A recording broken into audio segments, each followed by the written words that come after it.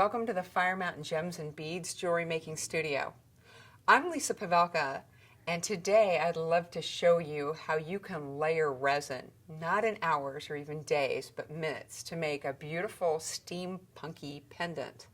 And we're going to use my peekaboo see-through bezel setting, some of my texture stamps, a bunch of these wonderful findings that you can get from Fire Mountain Gems and Beads, and the Fimo Professional Polymer Clay, as well as my Magic-Glos UV resin. So it all begins with the peekaboo bezel setting, and I've got one I've pre-started. I poured in a very thin layer of my Magic-Glos resin for just a few minutes and spread it around. That makes sure that the glass inside the bezel is completely sealed. So just a thin layer to start with, 3 or 4 minutes under a UV lamp or the sun. Okay. So you can use just about anything in the bezel setting that is waterproof. So those are metal findings, glass beads, whatever you like, dried botanicals. But we're going to work with layering, so we want to keep in mind the thickness of the components we're using. So when I start off, I work in layers, and each layer acts differently. The first layers are kind of like glue. So we're going to pour a few drops of Magic-Glos into the center of the bezel setting, not too much, because this allows us to position our components, and then when we set them, they won't migrate. If you add too much, you might find them floating around in a different place than where you wanted them once they've cured. So with some non-magnetic tweezers, I'm going to take some of these vintage watch parts and set them in place, push them down, and a lot of times you get a little bit on your tweezers, you can just pick it up with your hands. I'm just going to cross right over there. And you don't want to get too crazy with this first layer, filling things up. It's tempting, but you're going to find that you won't see all that dimensional quality that you're trying to achieve through multiple layers of different components. So for this particular design, I'm just putting in 3 or 4, or maybe even 5 small watch components, and I'm making sure that ones I can see through, because I want to see things crossing over in different planes. Position them where I want them. Now, bubbles generally aren't a problem with Magic-Glos, but they're very easy to fix. So I like to use the same butane torch that I used to cure metal clay with to pop my bubbles. Now, even though I'm going to do it so very quickly that I'm not going to be in danger of setting anything on fire, I still want to work on a fireproof surface, so just a ceramic tile works great. With our torch, we pull down the safety lock here. We press in the ignition button and then hold down the button on the other side. And this is how quick I'm going to go over it. If there's any bubbles, you'll see them pop real quick, so pay close attention. Okay, I didn't see any pop this time. Just 1 second is all it needs. Press the ignition button and set your torch safely away. So that goes into the light for a few minutes. And the resin doesn't even have to cover all the components. They can be poking out. So some of the more dimensional ones, this is a good place to put them in your first couple of layers. Now you might just want to do 1 layer, but you might want to do 2, 3, 4, I've even done 5 in just that thin little plane. So here's one that's already been set, and then after setting it, I poured in a little bit more Magic-Glos, enough to cover everything so I have a nice flat surface. So think of that when you add the next layer as you're creating a canvas to lay your next set of components on. Again, we're going to use another layer, a few drops, like glue. And I'm going to use some of these fun components.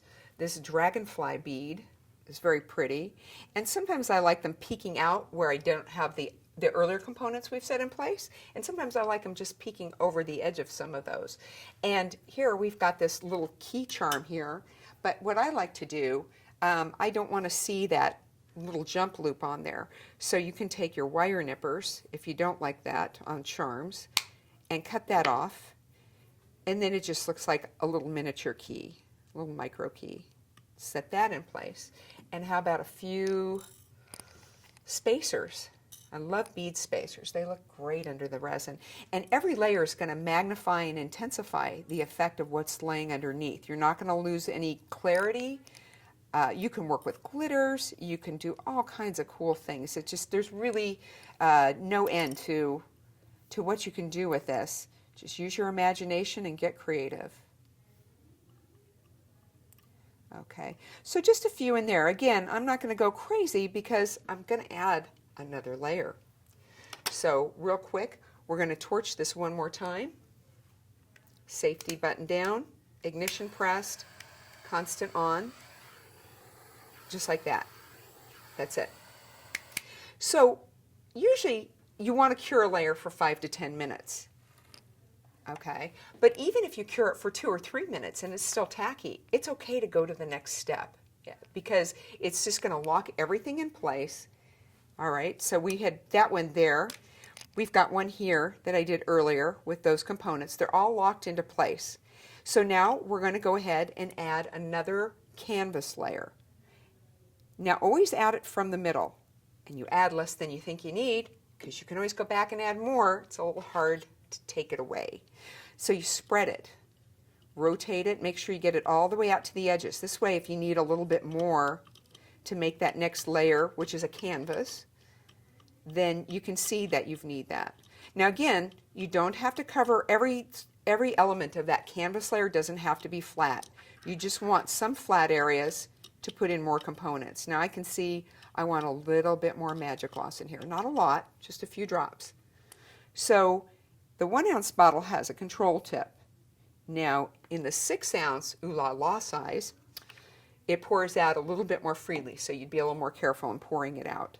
So spreading it around, I see a lot of bubbles in here. Now sometimes bubbles can be a decorative component in your work, especially if you're doing sea scenes. I use dried sand, tiny seashells, and I even make polymer clay components to put in my piece. So let's see if we can see this on camera. You've got to watch quick. We're igniting our torch,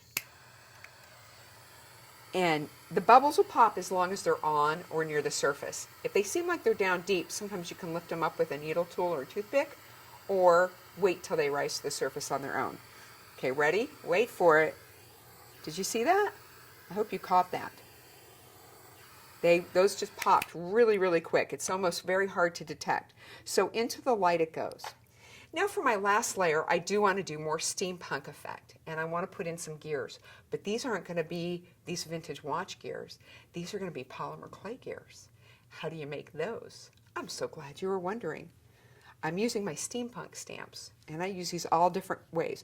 Now who says watch gears have to be black? You see my little gears here? These are all polymer clay. Let's bring some of them up so you can see them better here. So it's important that you use a very strong polymer clay that cures very, very hard, but with some flexibility. Now sometimes they'll break when I take them out, and I don't mind if they break because I use all the little bits and pieces. Some of the little detail elements may not all come out.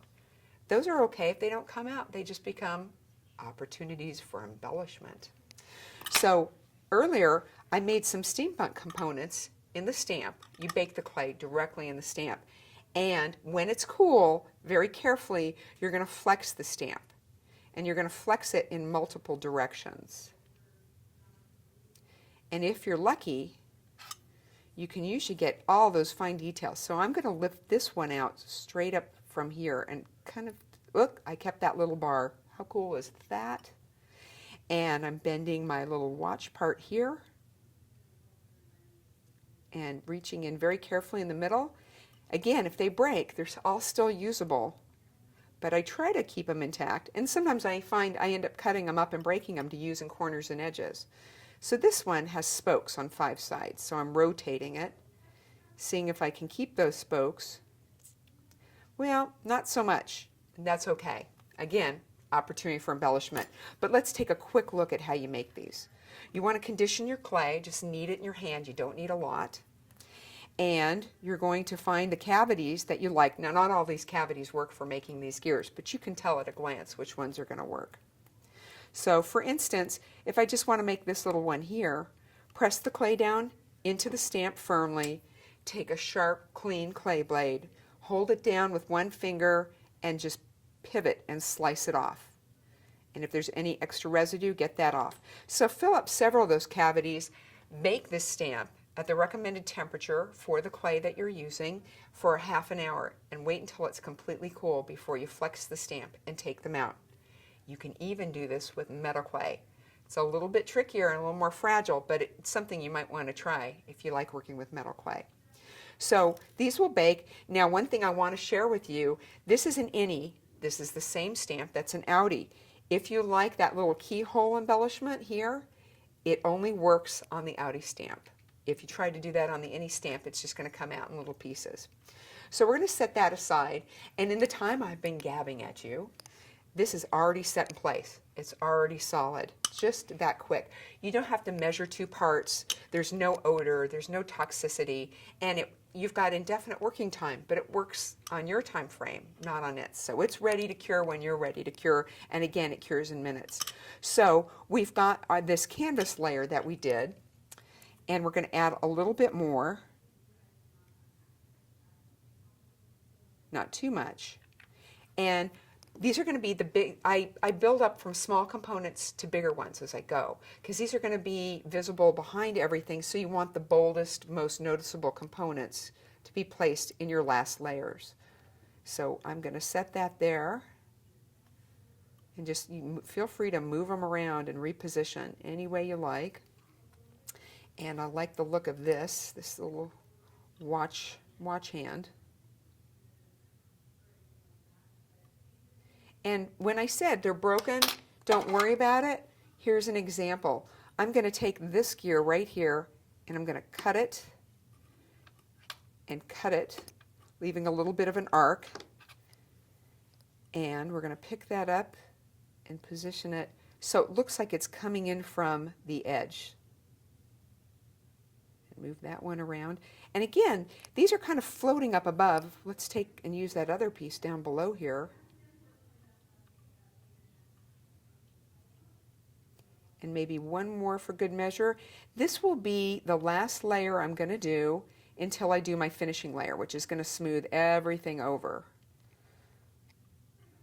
So sometimes you have to fiddle with these guys to get them just to cooperate where you want them to go. But as long as you have enough of the resin in place so it acts like a glue, locking it down, in just a few minutes I'll be able to come in and just do a nice clean glass-like layer, and you can flip-flop it. So with the bail, when you're done with your pieces, you can wear them from the front or the back. You can even embellish the edges with polymer clay. You're going to want to do that first though, because the resin can yellow when you bake it. So if you want to do a decorative edge with one of my border molds, or I did some clay striping here, you can do that with polymer clay, bake it first, then create your collage.